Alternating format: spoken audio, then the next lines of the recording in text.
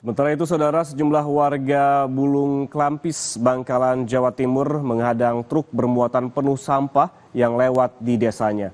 Aksi ini dilakukan karena warga terganggu dari bau busuk yang muncul dari belasan truk sampah yang melewati jalanan desa dari pagi hingga malam hari.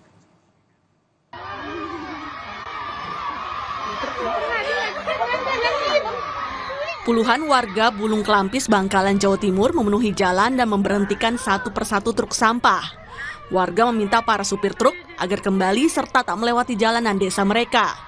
Upaya penghadangan truk sampah ini pun berhasil, sehingga para sopir truk memutuskan putar balik ke arah Bangkalan kota.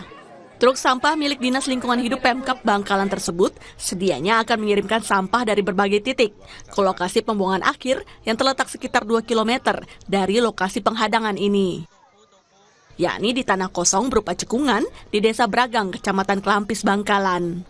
Warga menuturkan belasan truk sampah melewati jalanan desa mereka dari pagi hingga malam hari setiap harinya.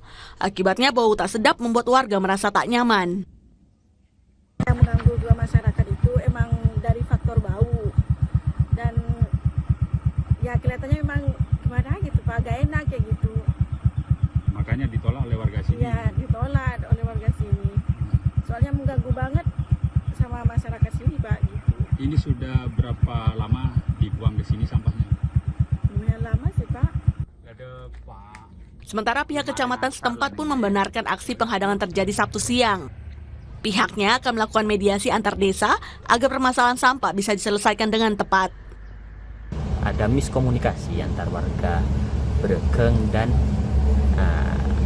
warga Tebel.